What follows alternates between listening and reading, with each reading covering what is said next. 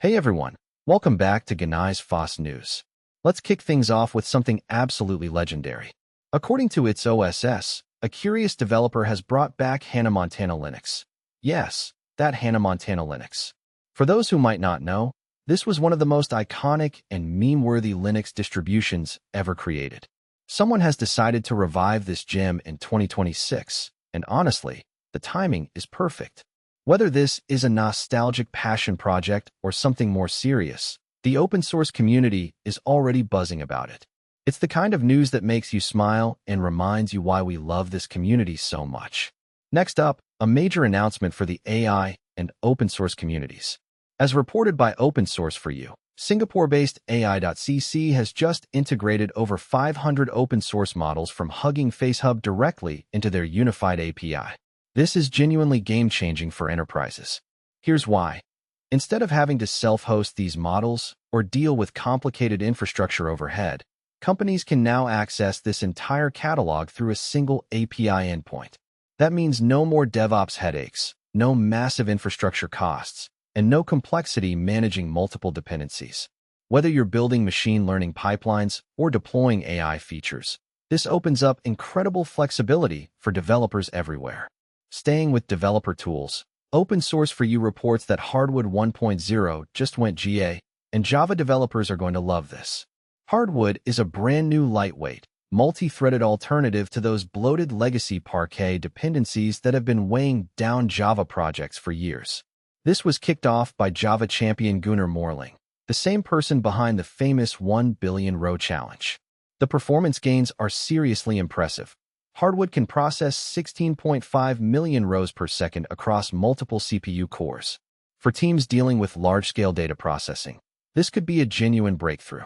It's built AI native from the ground up, which means it's ready for modern machine learning workflows right out of the box. And if you thought the performance news was done, think again. Open Source for You is reporting that Snowflake AI Research has just open-sourced ArcticRL, a completely new backend layer designed specifically for reinforcement learning post-training in enterprise environments. This launched on June 29th, and the results are striking. ArcticRL uses custom optimizations called Zorro that deliver up to a 6x speedup in RL workflows. For enterprises that depend on large-scale model training, cutting your post-training time down to a sixth of what it used to be is absolutely massive. The fact that Snowflake is putting this out as open source means the entire community gets access to these optimizations. Now let's shift gears to something that's been dominating tech headlines. According to Open Source for You, Anthropic's Claude models were briefly restricted but have now been fully restored. Following negotiations, global access to Fable 5 came back online on June 30th with some new safety measures in place. Anthropic implemented aggressive safety classifiers that automatically redirect any potentially hazardous coding prompts to older, more conservative model versions. Meanwhile, OpenAI is taking a different approach with their next-generation model. It's rolling out under a heavily restricted gated program with direct federal oversight. The policy landscape around AI is clearly shifting, and both companies are adapting to new regulatory realities. Time for some open-source hardware innovations. Its OSS is reporting on Sipeed's NanoKVM-Go, and this is genuinely creative.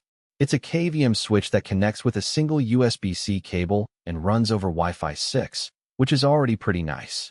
But here's the clever part.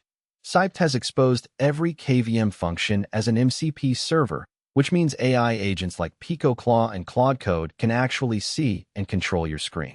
Imagine having an AI assistant that can literally interact with your computer interface in real time.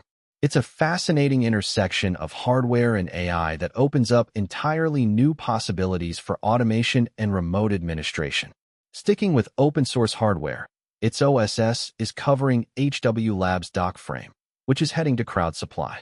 This is a modular USB-C hub that uses Framework's expansion standard. So if you're already in the Framework ecosystem, this fits right in.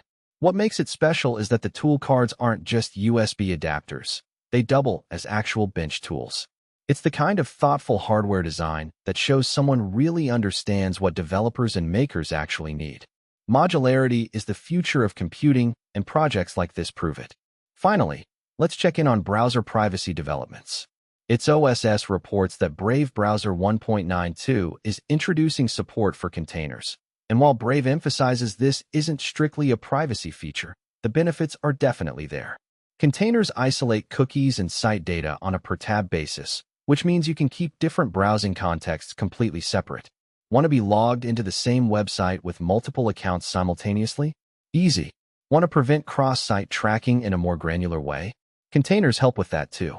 It's a practical feature that gives users more control over their browsing footprint, and it's already available in the latest version.